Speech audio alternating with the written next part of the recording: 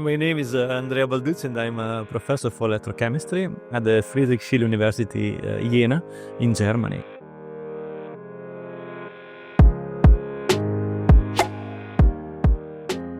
In my opinion, the biggest challenge this technology is facing is on the one hand to increase the energy density because nowadays it's too low for many applications, and so we should try to realize a system that can reach 20 watt-hour per kilo of energy density without compromising the power of the actual systems. And the next one will be possibly to increase as much as we can the sustainability, the environmental friendliness of this device to be then really able to use them in many applications that nowadays are not possible. For example, if we could increase the energy density to 20 watt-hour per kilo, what would be possible is to use supercapacitors in application and nowadays are taken by lithium-ion battery because the cost of the energy density on this device is lower. And then, for example, it's true for automotive industries. So the high voltage system that are nowadays used for the electric vehicle, for example, would be a huge market for supercapacitors, or stationary application, or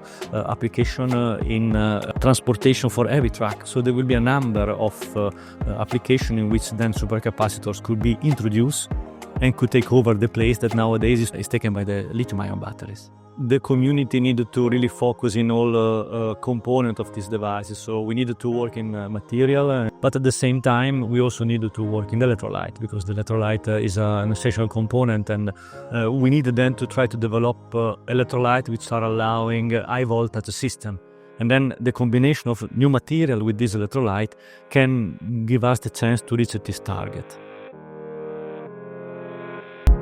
Sodium is certainly a good opportunity for the community because I don't think that it can replace fully lithium for question of energy, but certainly for many applications can be a very valid alternative, including high power system like sodium-ion capacitors.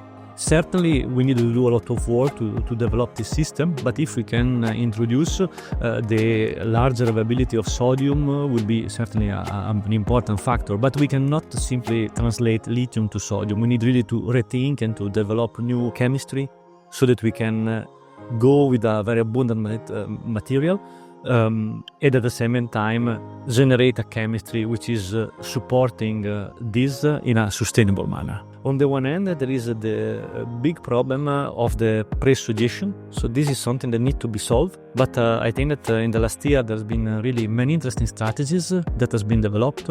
My personal feeling is that this is now the time to see whether we can combine them to optimize the achievement. And on the other hand, we have the need to find good electrolyte, because the voltage that we are targeting is very high. So we need really to be able to find electrolyte that can not only have good transport properties, but also be able to guarantee a good stability for the system.